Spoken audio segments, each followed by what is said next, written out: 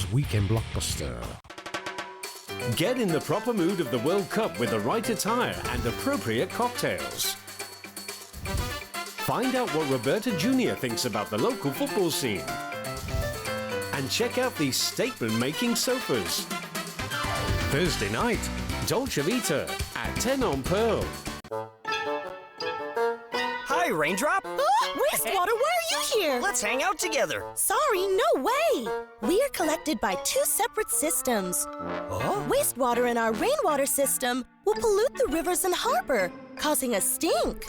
You need to be treated before discharge. Ah, somebody must have misconnected the pipes or poured wastewater into the rainwater system. We have to fix that up. Never discharge wastewater into a rainwater system. Your adventure begins now. The Chronicles of Narnia, The Voyage of the Dawn Treader, Sunday, June 15th on Pearl's Movie of the Month. 我係戴維斯 ，Watch World Cup, Watch TVB。Tens of thousands at Victoria Park to remember June 4th crackdown 25 years on. LegCo passes budget bill after long filibuster fight. And Taliban releases video of controversial prisoner swap.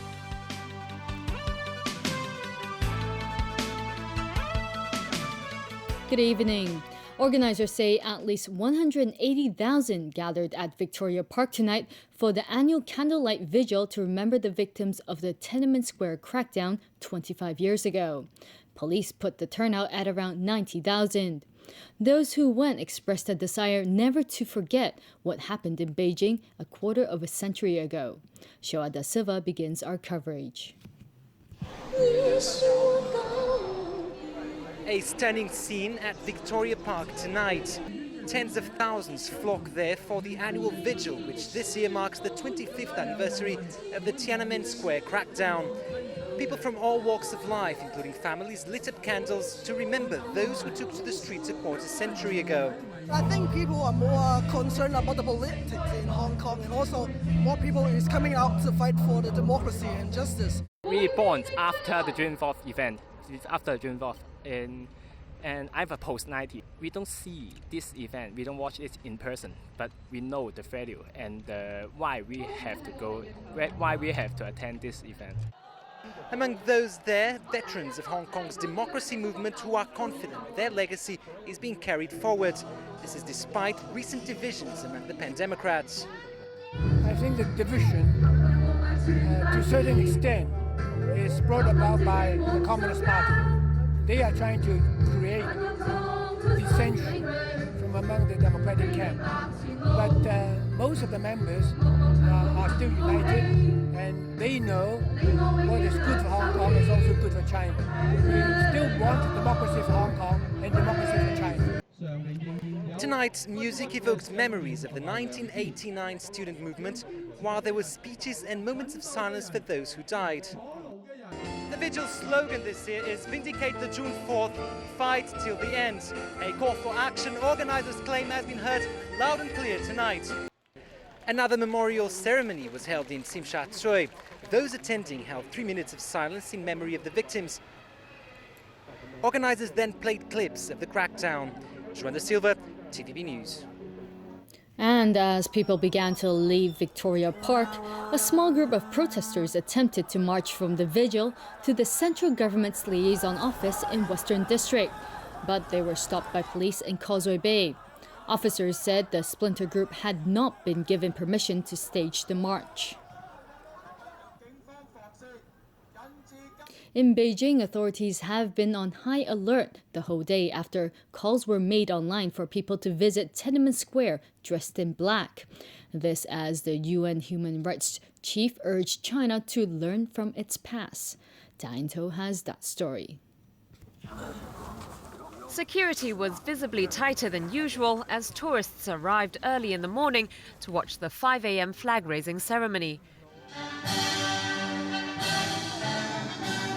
Plainclothes officers check people's identity inside the square throughout the day.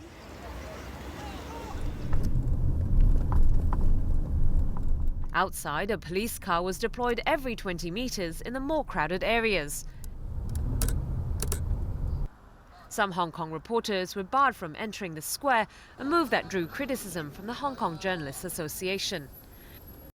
Dissident Hu Jiao, who called on people to visit Tiananmen Square dressed in black today, put up photos of his friends who went on social media platforms, saying he was under house arrest and unable to take part himself. Zhang Xianling, whose son died in the 1989 crackdown on the student-led pro-democracy demonstrations, said authorities took her and other families to the graves of their loved ones, where they remembered the deceased under the eagle eyes of police officers. But leader of the Tiananmen Mothers Group, Ding Ziling, who is in Jiangsu province, was reportedly stopped from going to Beijing to visit her son's grave, the first time in 25 years she hasn't been able to do so. Some who survived the crackdown feel guilty for leaving the mainland. Former student leader Wu Kaixi, who fled abroad and is now in Taiwan, has never been able to return to his homeland since then. I was being called the leader of that movement, and then I felt that I'm the captain of a sank ship. Why didn't I die? That question I probably will answer for the rest of my life. I'll probably leave the rest of my life with that survivor's guilt. United Nations High Commissioner for Human Rights Navi Pillay waded in on the historic event. In a statement, the former South African High Court judge said Chinese authorities should encourage and facilitate dialogue and discussion as a means of overcoming the legacy of the past. She added that learning from history will not diminish the gains of the past 25 years, but will show how far China has come. She called on Beijing to release the many dissidents who have been detained since the days running up to June 4th. Beijing did not take kindly to her words. Foreign Minister spokesman Hong Lei called Pillay's statement a serious violation of China's sovereignty. He insisted all those being held have broken the law and they're not the so-called people with different political opinions. Diane To, TVB News. To the night's other big story, and this evening the Legislative Council passed the budget bill, but not after more than 1,000 proposed amendments to the bill had been voted down and weeks of filibustering tactics by some legislators. 36 for, 3 against, and 1 abstention. Lawmakers passed the Financial Secretary's 2014 budget bill after discussions began more than a month ago. Some legislators complained that too little has been done to stop the filibustering during the budget debate. Wong Kwok-hing pointed out that more than 30 million of taxpayers' money is wasted each year because of some legislators' delaying tactics. So next year, Mr. Chairman, you may set a historic record for this council having wasted more than $100 million. However, those who carried out the filibuster hit back, saying what they are doing has a purpose. Leung Kwok-hong said passing out sweeteners is unfair to the needy, who can barely afford 3 meals a day. Financial Secretary Zhang Zheng said more than 20 government organizations have been affected by the filibustering. Those bodies now have the funds necessary to operate. However, Zhang fears they could be back in the same situation again next year. Police are investigating the gruesome murder tonight of an 18-month-old baby allegedly stabbed to death by her mother. The mother and the baby lived in a flat in Sham Shui Po. At around 6 p.m., police found the little girl in the apartment with multiple knife wounds on her body. Police say the toddler's 37-year-old mother admitted to chopping the infant. The baby was rushed to hospital where she was certified dead. Overseas now, Syria has held a presidential election in government-controlled areas amid the ongoing civil war there.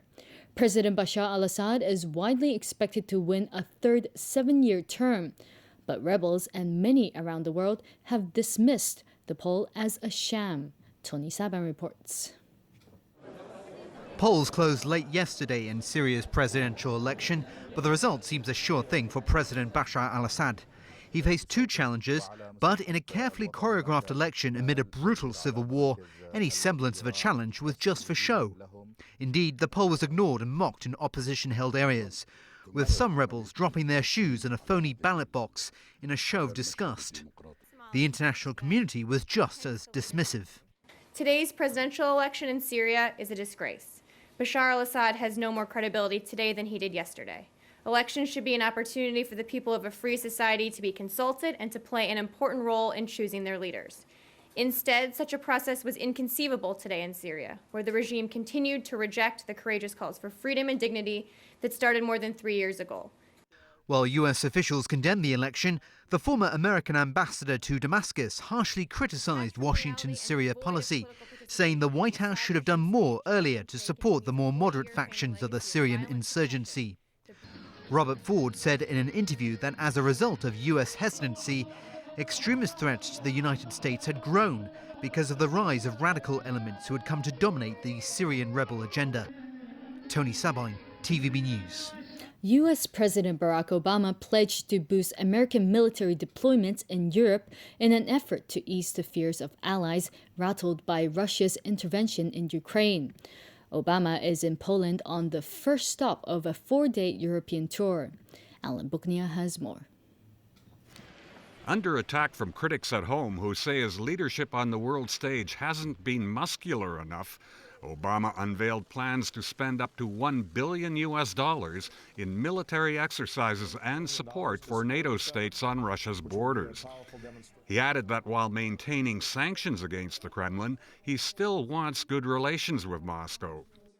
We recognize that Russia has legitimate interests in what happens along its borders and has a long historic relationship with Ukraine.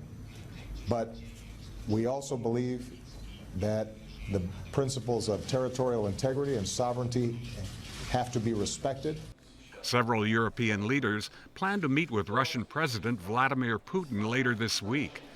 Obama and Putin are not expected to hold a formal meeting when they both attend the 70th anniversary of the D-Day invasion on Friday.